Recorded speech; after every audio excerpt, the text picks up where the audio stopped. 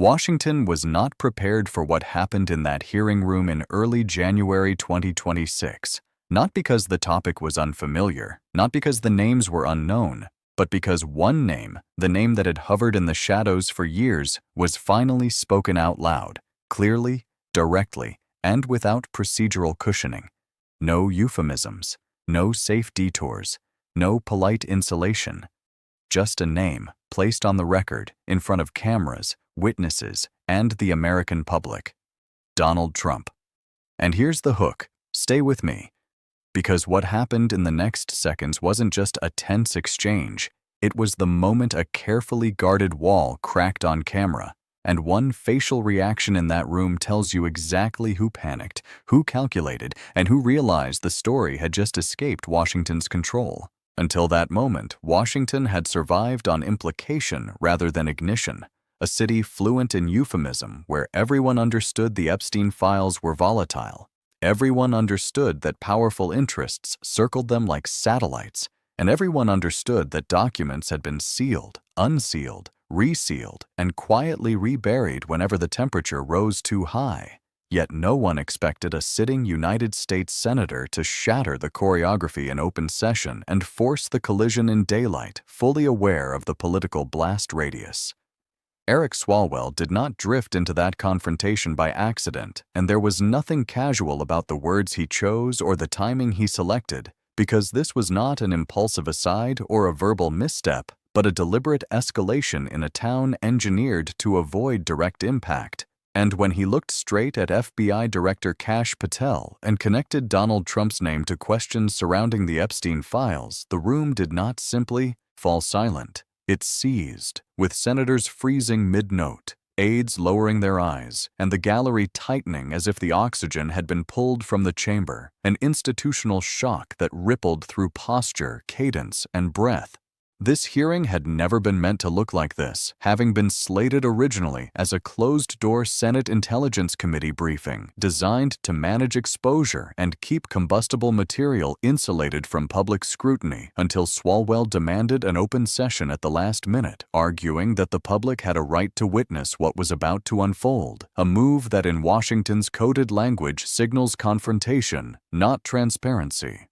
Patel entered projecting confidence, backed by counsel and staff, carrying the practiced demeanor of an official who believed he understood the terrain after surviving prior hearings, deflecting sharper lines of inquiry, counting on procedural guardrails, time limits, and institutional habits. Yet what followed unfolded less like a routine exchange and more like a political firefight, with Swalwell pressing in tight sequence, stacking questions, forcing yes or no frames, citing timelines, filings, and custody decisions as if walking a map of pressure points, while Patel responded with legal precision, disclaimers, and jurisdictional boundaries, parrying by narrowing scope, invoking process, and resisting attribution. A clash measured not in decibels but in seconds, interruptions, and the strategic deployment of pauses, where each side attempted to control tempo and narrative, and the damage assessment was immediate as social media lit up. Partisan war rooms clipped exchanges into ammunition, and allies and adversaries hardened their lines. At the midpoint of this confrontation, the question hangs for the audience watching in real time.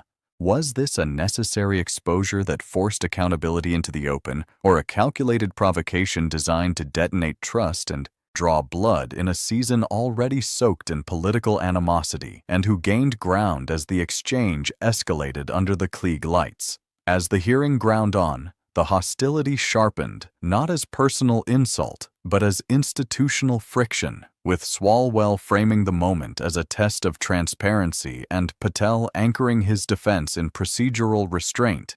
Each move calibrated, each response weighed for downstream impact across agencies, campaigns, and committees, until it became clear that the real battlefield extended beyond the dais into public perception, fundraising emails, and the coming electoral calendar.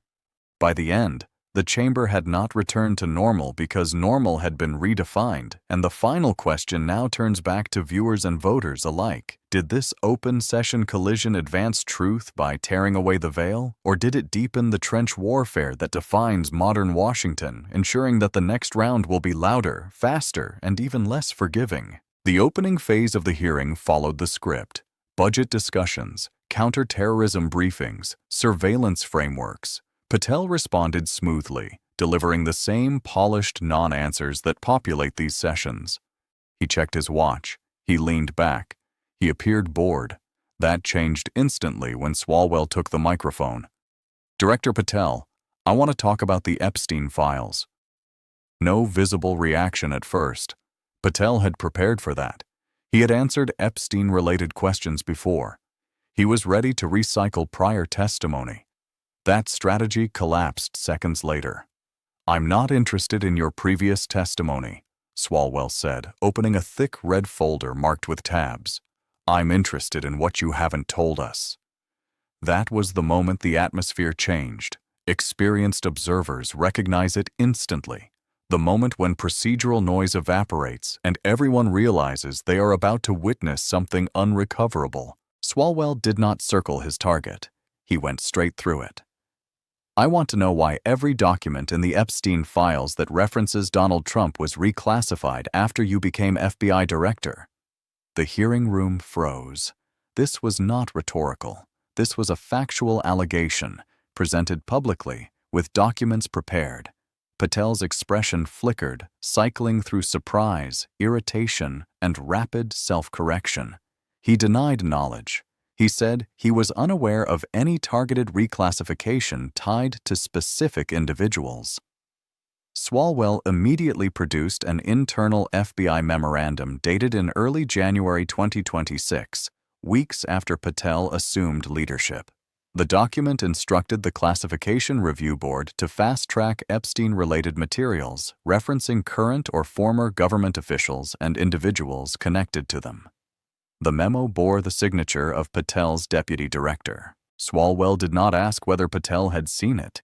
He asked whether Patel was prepared to claim ignorance under oath. Patel glanced toward his attorneys.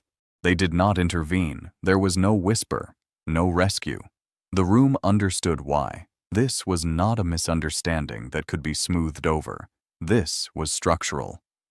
Patel attempted to frame the issue as routine classification procedure. Swalwell cut through that immediately.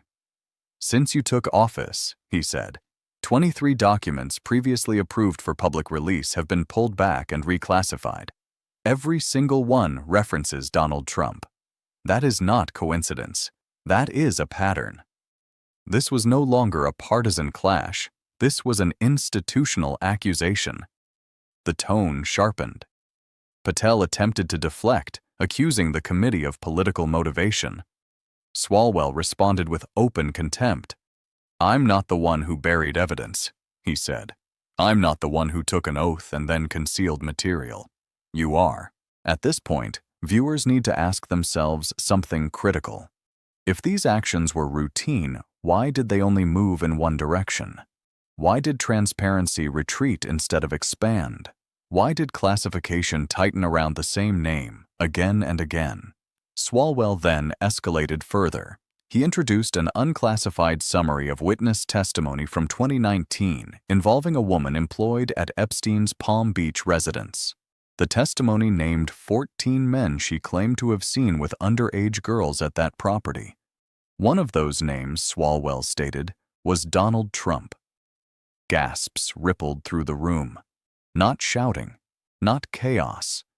The kind of reaction that happens when something long whispered is finally said into a microphone. Reporters reached for their phones. Senators exchanged looks that betrayed years of suppressed tension. Patel attempted to interrupt. Swalwell did not yield.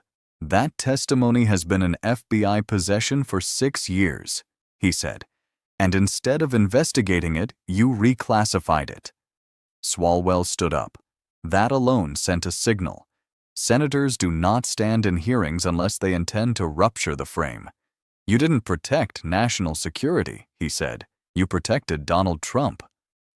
This is where the confrontation crossed a psychological threshold. Patel's physical response changed. Under the lights, sweat became visible. His answers slowed.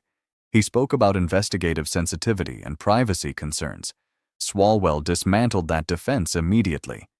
Epstein is dead. Maxwell is convicted. There is no active investigation, he said.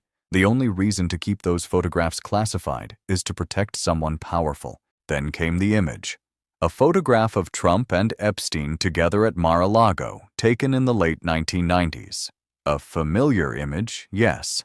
But Swalwell revealed that 37 additional photographs from the same event are logged as evidence and remain unreleased. "What's in those pictures?" he asked. "What are you hiding?" This is where the hearing collapsed into silence. Not a pause, not procedural dead air, a full, sustained silence. 20 seconds that felt much longer. The kind of silence that signals institutional paralysis. Patel had no prepared answer left. His attorneys remained motionless. The talking points were gone. When he finally spoke, his tone had shifted.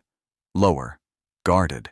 He denied shielding any individual and insisted classification decisions were based on legitimate concerns. Swalwell responded without raising his voice. "I see an FBI director appointed by Donald Trump," he said. "I see an FBI director whose career is tied to Donald Trump. And I see an FBI director concealing evidence linking Trump to a convicted sex trafficker." He called it obstruction, on the record, on camera. The hearing technically continued. Other senators asked unrelated questions, cybersecurity, foreign interference. None of it mattered. The oxygen was gone. The only thing echoing in that room was the accusation that had just been formalized. Within minutes, footage spread across social media and cable news. Legal analysts debated whether Patel's testimony exposed him to obstruction scrutiny. Inside the FBI, staffers reportedly scrambled to prepare internal explanations for decisions that had never been intended for public examination. This moment matters because it marked a transition. For years, the Epstein files existed in the realm of speculation. Online forums, late-night arguments, rumors without receipts. What happened in that hearing was different. Documents were cited, memos were produced, testimony was summarized, names were spoken. Let's pause here and ask you directly. Do you believe the public has a right to see those documents? If 23 files were approved for release and then pulled back, should Americans be told why? And if every one of those files references the same individual, is coincidence still a credible explanation? Swalwell announced next steps immediately. Subpoenas for all reclassified documents, a closed briefing with the Classification Review Board, a request for an Inspector General investigation into how Epstein-related evidence was handled under Patel's leadership. Will those efforts succeed? Washington has a long history of burying stories through delay and distraction, but this one has a problem. The footage exists. The accusation is recorded. The silence is undeniable. Patel now faces questions that cannot be proceduralized away. Why were those documents reclassified? Why do they all involve Trump? Why were photographs withheld long after any active investigation ended? Good luck convincing the public that this is all coincidence. What Swalwell did in that room was not symbolic. It was structural damage. He shattered the unspoken agreement to keep certain names at arm's length. He forced the system to either explain itself or expose itself. And this is not ending. The pressure will build. Subpoenas will test loyalties. Silence will become harder to maintain. Something will break. Institutions always fracture under sustained exposure. So here's the final question for you. If the Epstein files were harmless, why does Washington react like this when they're mentioned? Why does the room freeze? Why does the air change? That question is not going away. If you believe accountability matters, share this video. If you think transparency should apply to everyone, leave your thoughts in the comments.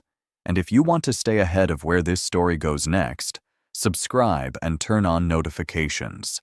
Because when the next document surfaces, when the next name is spoken, you'll want to see it happen in real time. This isn't conspiracy anymore. It's congressional record. And records have consequences.